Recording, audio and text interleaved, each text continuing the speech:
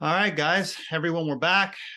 Dave and I here, and we discussed a little bit what we're going to share. So we're going to talk about the new model of creation and the current model of creation. Not that one is better than the other. One of the things that kind of, David was shared kind of what he was going through. I shared what I was going through before the call.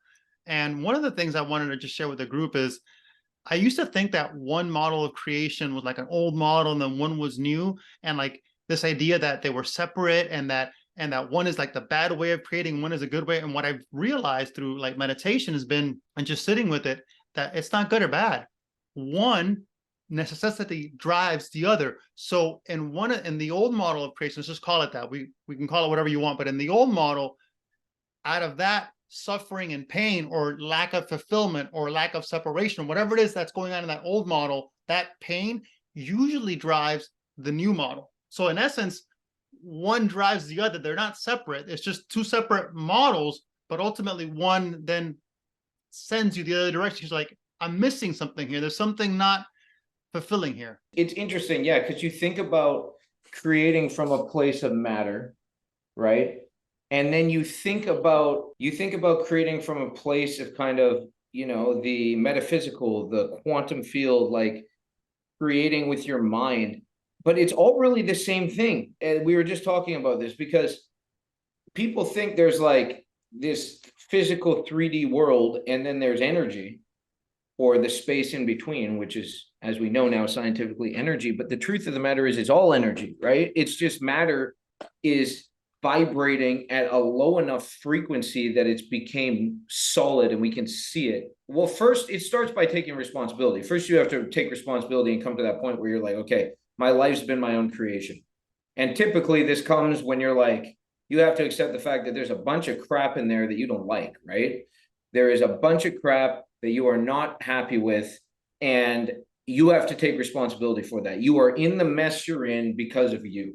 Okay. And that's a hard pill for people to swallow. But if they can't swallow that pill, they're never going to be able to move on from that. Right. Yeah, I agree with you. Let's stop there. That was huge. Step Yeah. one on a spiritual life, right? Because your spiritual life and your human life are one life, but Yeah. we think that they're separate. So there's no and. It's one. It's one spiritual life. Let's call it that. One quantum life that from the infinite invisible then comes forth through the visible, all vibrating at different speeds, Yeah. different frequencies. And number one rule of like first spiritual rule of spiritual growth is I am 100% responsible and I am a creator. Whatever's going on around me is due to my consciousness and I've selected it. If you can't take responsibility for it, then you're not a creator. Yeah, you can't. And it's funny, man, because a lot of people they like taking responsibility when things go good. I said this on a podcast one time. It's on my Instagram. But it's like a lot of people they like taking responsibility for when things go good, but when something's not going good, it's that person's fault, right? It's the government. It's they're out to get me, whatever it is, right? And Yep. it's like, no, you have to be able to take responsibility for it all. You're where you are 100% because of you. And it's hard because some people are like, oh, well, somebody hit me in the car, or I got sick and I didn't do anything to cause this. Yes and no, right? Because our thoughts create our reality and our emotions create our reality. And there's so much, we could go so deep into this. But yeah, you can't create anything until you come to this place of responsibility and realize that you've created everything that you have. But then people kind of get to this place where they're like, oh, so like I can just like sit and meditate and manifest stuff in my life. And it's like, no, that's not exactly how it works either. You can sit down there and you can think all you want. But I said this the first time that when we had one of these conversations, it's not the law of attraction. The law of attraction isn't the truth. People don't get what they want. It's the law of resonance. They get what they are. And you cannot become without putting in the work. That does not happen. And the work can be a lot of the sitting quietly and all that type of stuff and understanding it. But once you get aware of something, you need to do something about that now. You can't just sit there and be like, oh, I realize that I think this way and that's where it ends. There is now work to be done. And that work is physical oftentimes. You need to know what you want. You need to set the intention of what you want. You need to believe and feel like you already have what you want. but then you have to start taking the steps to get that, like you don't have what you want. But you don't know how it's going to come to you. And that's where it gets really weird, because you start taking the steps. It's like what Dispenza says, right? Like you're going to get some sort of synchronicities in your life that are going to bring about things that you're trying to create. And they're oftentimes going to come in ways you don't expect. But you still need to be taking steps toward the goal from what you do know, and what you don't know and how it's going to happen, you can't get attached to. Because if you think it's got to happen a certain way, that's not creation, which is really sounds like a paradox.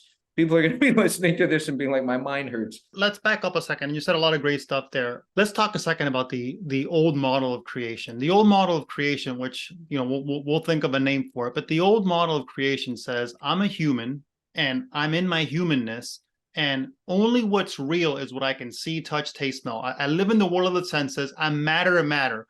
So in this model of creation, let's say I want to attract something. I don't really call this model creation. I call it more making. You want to make something happen. I also have this phrase, you might like it, Dave. You're not manifesting when you're in the old model. You're manifesting. You're manipulating outcomes and you're forcing outcomes, because you're matter and matter. You're separate from your good. Hey, this thing that I want, this desire, this thing I want to create, this thing I want to attract, this thing I want to make happen, I'm separate from it. And I've got to go now through space and time and struggle and survive, and the laws of the jungle, and things are hard and people are out to get me. And you eventually get there, but you're separate from it. There's a lot of struggle in the way, and it's really freaking hard. Is there anything else you want to, let's talk about that old model. And most people know that model. It involves too much doing. You're overdoing. There's no room for grace in that model. Talk to me a little bit about that. Let's, and I'm sure most guys know that model well, especially the guys we talk to. They know that model well, but I just want to really clarify for what that model feels like, looks like, and how it operates.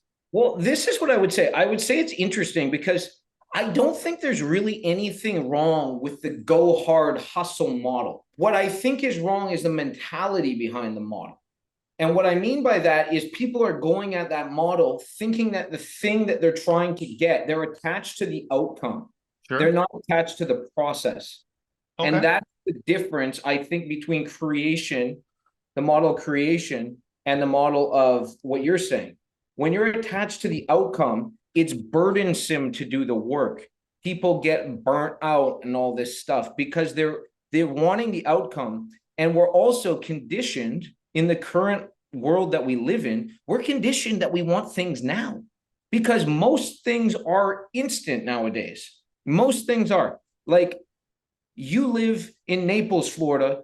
I live right by, you live right by Naples. I'm in Miami, and we're able to communicate like this instantly. 100 years ago, to do this, best case scenario, we'd have had to hop on a horse and meet each other halfway, or one of us would have to take the whole trip. It's not instant, right? And that's just one thing. We have text messaging. We have the ability to look things up and get information instantly for all these different things.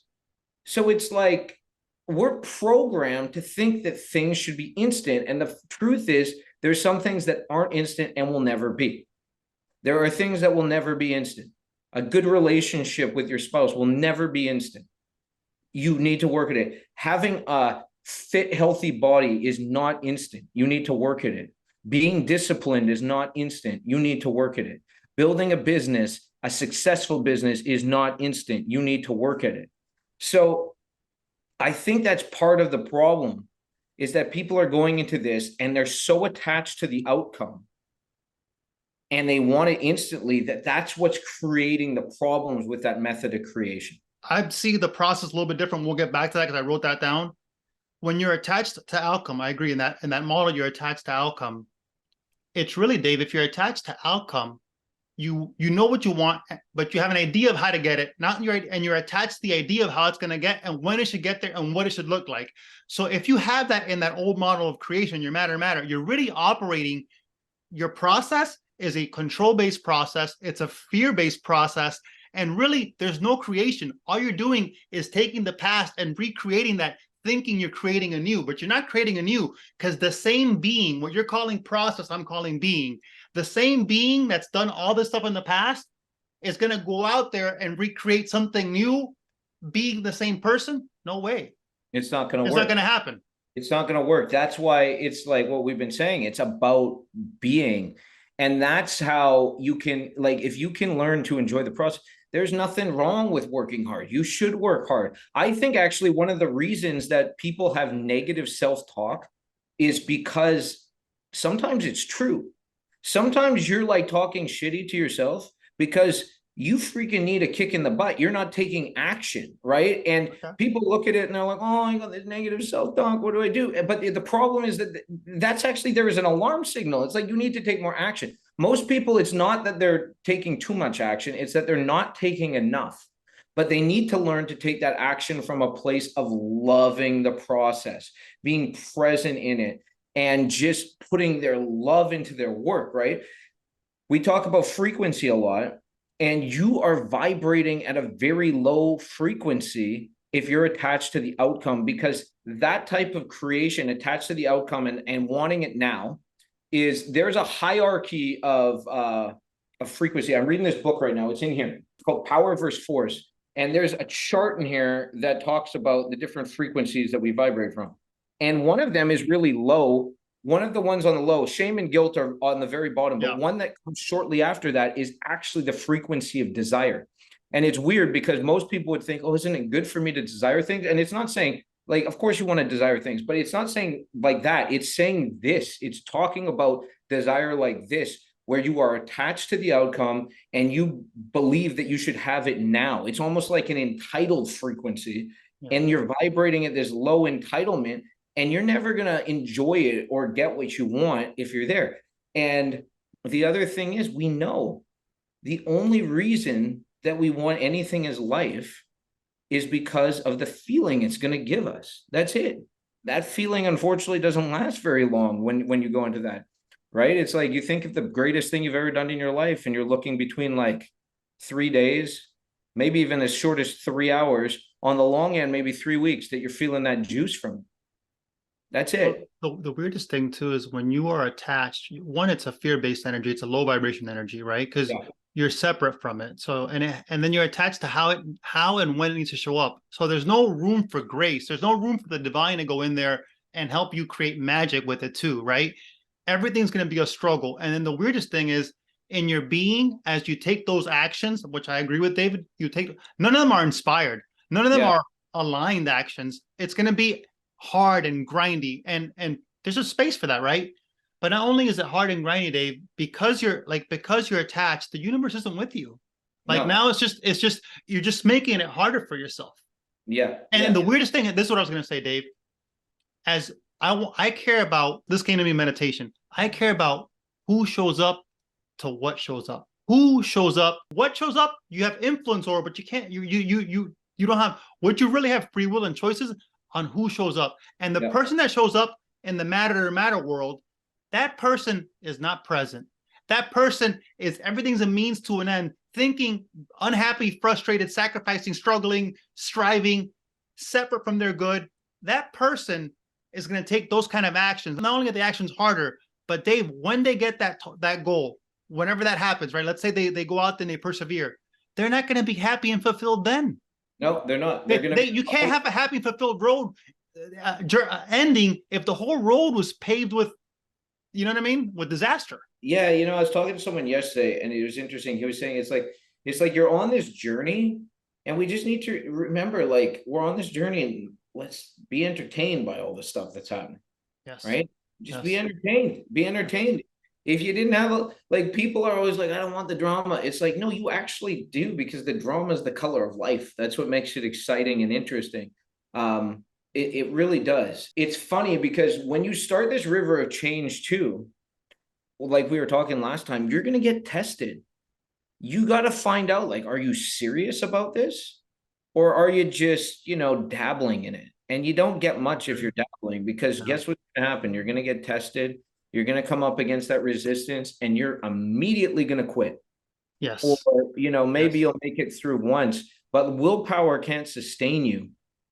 Yeah. You got to be that person. You got to want it. You got to commit to it. And what I've learned too, Dave, I love your thoughts on this too, man. from my heart, the hardest opponents on the river of change are the internal ones. Because you can deal with the external ones. I can do the push-ups. I can do the work. It's the It's when internal you're resistance. doubting It's the yourself. emotions. Yeah, it's when you're doubting yourself and you feel like quitting and you're like, what's even the point of this? But you know what I have found? And this is a beautiful thing. When you really are feeling those intense feelings of like self-doubt and this isn't working and I really want to give up. I really want to just go back and be comfortable, go back to the way I was before I started this journey. Typically, when you're feeling the most tested, there's something really close. Oh, you're right on the edge of it. You're close. Yeah, man. You're close. It gets really hard as you get closer. And it's also so it's like, what are you gonna do now? You're gonna quit or you're gonna push? That's the thing. You win when you don't quit. That's it. That's it. Yeah. All of us are going to fall off. I think I mentioned this before, before we got hopped on is yesterday from our previous call about, dealing with these uncomfortable emotions. Yesterday I had that come up and I just sat with that emotion and I got that moral emotional victory. And it was hard for me to sit with it. Like it really was, it challenged me. Man, I feel so good about it now on the other side. I was breaking through something big. So it's like there's magic on the other side. Once you break through once, man, it's just an exponential growth in consciousness, growth in being. But yeah, I mean, initially there is going to be some resistance, and my point here is I'm practicing what I preach and or what we're sharing, and I'm not better than anyone. I'm equal to everyone. And if I got value to it, I think all of the guys listening, you guys could get value to it. Just really use these principles, sit with them, and really, this isn't food for the mind. This is food for the soul, and then it requires you to be uncomfortable and these things are going to come up. So that's kind of what Dave and I are here sharing. I mean, that's why we're doing this is for you to take those actions and get uncomfortable and go down the river of change with us. Yeah, and that's it, right? It's about, I mean, if I was to try to give people what the formula is, the formula is stay aware, love the process, recognize that you are close when you're feeling the most resistance, and take massive action. Like that's it. When I say take massive action, it's take massive action while loving the process, not attached to how it's going to come. You got to be intentional about what you want, but you can't be too attached to what you want, because there's actually a principle too that, like, if you're putting out too much attachment, or the other word is, I told you about the book that I really like. So if people want to read more about this, it's Transurfing Reality by Vadim Zeland. Big book, thick book, but it's one of those books you kind of have to dive into multiple times. But he talks about the principle of importance. And again, people listening to this will get this because they understand what we've been talking about, that everything's energy and vibration.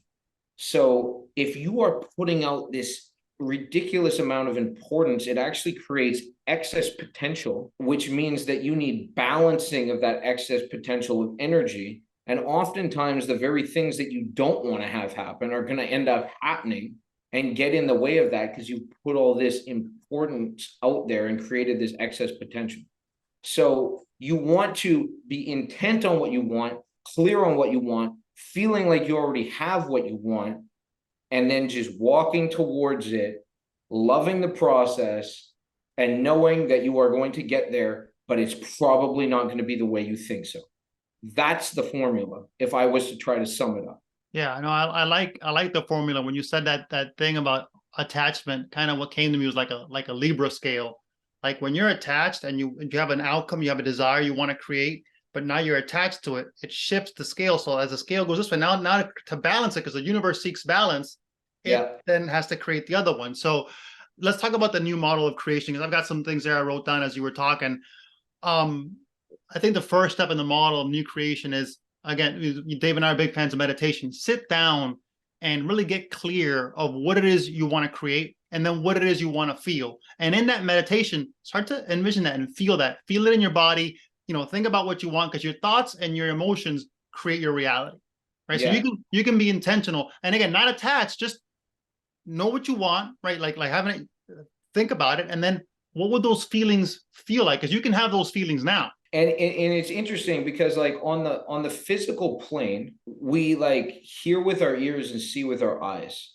But on the spiritual plane, you like hear through intuition and you see with your imagination. You have vision. When you're seeing spiritually, you have spiritual sight, you have vision.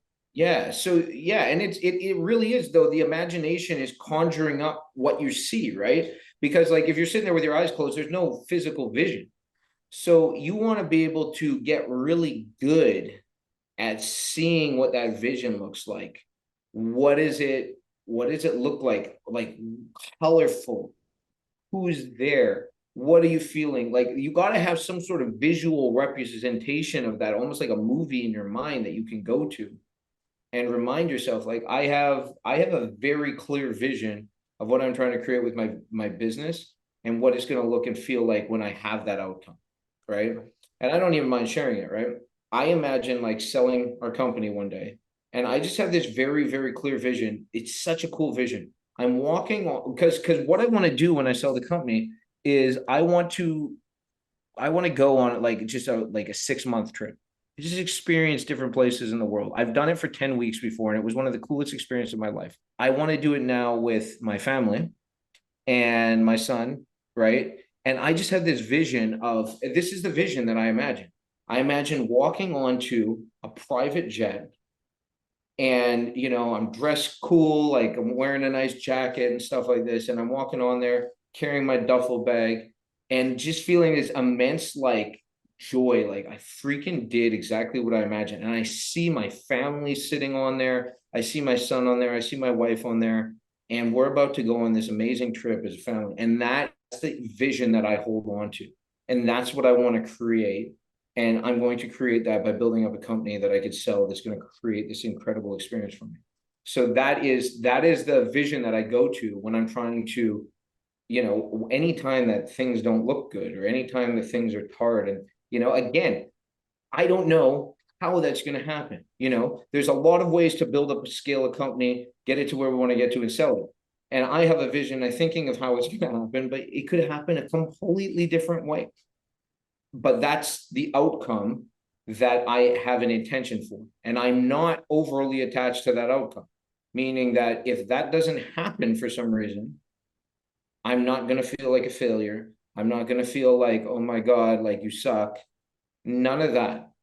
But that's the outcome. That's the vision. That's what I'm going towards. And I'm taking steps towards that every single day. And I'm loving the process. When you said about that, like your detach, what came up, as I was like feeling into it, like the intuition, you disidentify, you detach from the outcome, right? A lot of times, like in the old model of creation, when we're matter, you're not just attached, but you're like, you make that outcome part of your identity, so that if you don't get the outcome for some reason that you're forcing, you as some of your core being are a failure. The way this new model of creation says, look, here's my intention, here's my desire, that something that I want to create now, and I feel into it, and I do that daily. And then I take the actions, but the actions, because you're being different. And so now what's happened is, as you're visualizing and feeling what you want, this new being shows up, this new way of being, which is what Dave is calling process, I'm calling being. If you show up like that person who's getting on that private jet and having that vacation, and that's who you are in your nature, this is not act as if, this is it already is. It already is. It is. And then you show up in that beingness, then it's just a matter of time. It's just a matter of time. And that's where most people get hung up, is on the matter of time. But when we can understand that, the only reason we struggle with time, I don't think they struggle with time as much as we do now, back 100 years ago, like we were talking about. I think the biggest reason we struggle with time is because we're programmed for instantaneous satisfaction with a lot of the things in our life. And if we can realize, hey, I'm just struggling with time because I'm programmed that way, but I'm in the process, I'm reprogramming myself, and that's fine. I don't need to worry about it. It's okay that I'm struggling with time. Who wouldn't struggle with time when we've been programmed that most things are instant? But I have to remind myself that some things aren't, and I can feel those feelings right now, and that's where I'm headed. Sometimes I kind of, when I feel that, I feel that we struggle with time and space because time and space are of the old model of creation. They are. If you're creating in this new space and you're putting that into the quantum, into the infinite intelligence that lives all through us, and that's part of your beingness, you're actually creating in no time and in no space. Yeah, So paradoxically, it actually happens in a way you don't expect it. And usually my bet is it happens a lot faster. It happens a lot faster in a way that you don't expect. And sometimes it's going to look like really bad just so that you're going to be that much more like, oh my goodness, I created this thing and God helped me create it, right? Like we relied on God to see this creation come to being, but we just trusted, right? And sometimes it's like you want things to look like they're not going well, just so that you can trust more. Like this reminds me, and we got to wrap up here soon, but this reminds me of a story, a Bible story, where Jesus raises Lazarus from the dead, right? And he's actually called 3 days earlier to come and help this dude. Well, he's sick, right? And Jesus healed a lot of people. There's no reason he couldn't have gone back and healed this guy, but he didn't. And the funny thing is, when he comes back and he finally performs his miracle and raises this dude from the dead, healing a sick person is one thing. That's pretty wild, right? But raising someone from the dead is a whole other situation, right? And how much more faith did that build in people seeing that happen than had he just healed somebody, right? So it's like sometimes it looks like the thing has to die to be like brought back up, and it's so much greater of a story. It's pretty crazy. Yeah, it is very crazy. I like that, D. Couple things I wrote down on the old model versus the new model. In the old model of creation or of making things, there is no space for co-creation. It's you. You're in control. Let me rephrase that. You think you're in control. Like there's a fear-based energy that I have to control outcomes, and I know what and I know when it's going to happen, and I'm going to dictate how it happens. So what happened? God, infinite intelligence, the universe, whatever you want to call it, he says, "All right, well, you got the wheel." Right? In this new model of creation, you there's more grace, there's co-creation, there's room. You said, hey, listen, divine energy, God, source, whatever it is you want to call it, you take the wheel.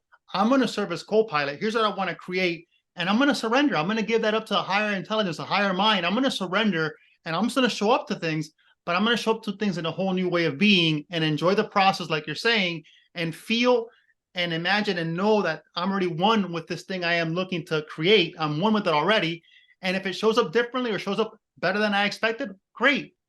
Yeah. It's a new way of operating where grace and flow and magic and surprises can happen. Yeah, that's it, man. That's it. So I think the biggest takeaways is it's really one way of creating, right? There's no real difference between the two from the standpoint of you're still going to have to take steps. You can't sit around and do nothing. But it's from a place of being, and it's from a place of enjoying the process, and it's from a place of trusting and knowing versus striving and working and burdening and struggling to get there. And that's so much better of a place to create. Like people don't burn out when they're creating from this place. There's no such thing, right? Burnout is a term that exists because of that old way of creation. Yep. If you're loving the process, you can't burn out. Like I'm loving this conversation we're having right now. I could probably talk forever. I have to get into another meeting in 5 minutes. Me too. But like it's like there's no striving in this. We're just here, present, enjoying it. Yeah. And we didn't know how this conversation was going to go. We just kind of had an idea of what it was going to go, and it's been a great conversation today. Yeah, and then for me, just to kind of wrap up on that, D, with this new model of creation, we know that it's one model. What I also got is, you're showing up to the actions, but because you're in a new consciousness, because you're in a new being, you're thinking different, you have different thoughts, and you're feeling different, so you're one with the goal. Guess what happens? The actions you take have way different results. So you take one action and you cut down 10 trees, whereas the other one, you'd have been there all day cutting down one tree. And not just that, you're taking aligned action. So the universe is with you. So you get a lot more done with a lot less energy. Like you're taking inspired actions, divine actions. You're not alone in this, which sounds like a little thing, unless you've taken actions like that. And you're like, to give your Jesus example, this is how you raise Lazarus. With he didn't do it of his own self, of the Jesus Christ, the man, he didn't do that. But of the divine self, of him and the Father being one, all things are possible. Yeah, 100%, man.